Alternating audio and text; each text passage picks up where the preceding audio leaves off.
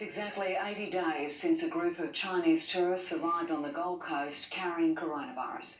The change we've witnessed in our lives in that short space of time is staggering. Today I sat down with the Premier to discuss Queensland's future, and it contains a shock for the state's tourism industry. Queenslanders are used to it. As a state, we've been through a lot together. Floods, cyclones, fire and drought. Anastasia, Palaszuczuk in no doubt. Those experiences are helping us battle COVID-19 better than the rest of the world. And Queenslanders do listen, and I just want to thank them for listening to the advice. Step 1, surviving the health crisis. There is a path through this. The fact that we are adhering to the social distancing means that we have saved thousands of lives, and every Queenslander deserves credit for that. Step 2, surviving the economic crisis.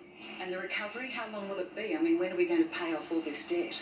Well, the recovery is going to take years, Sharon. This is not going to be a quick fix. The Premier delivering this bombshell for the tourism industry. We're not going to see international tourism, I think, for at least a year.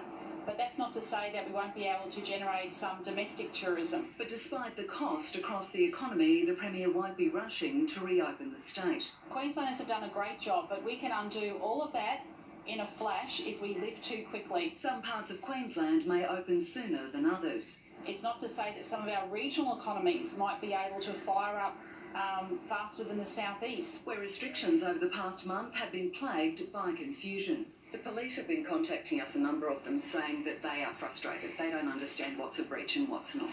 Well, these are brand new restrictions, Sharon. These are the types of restrictions I never thought I'd see in my lifetime. And she's not keen on bending the restrictions for the NRL, despite pressure from former Labor Premier Peter Beattie. We can't put people's health and lives at risk, so I think everyone should have a cold shower. Does Peter Beattie need to take a cold shower? I see him in the paper today suggesting that you need to open the door to the NRL to come and speak to you. The door's always open.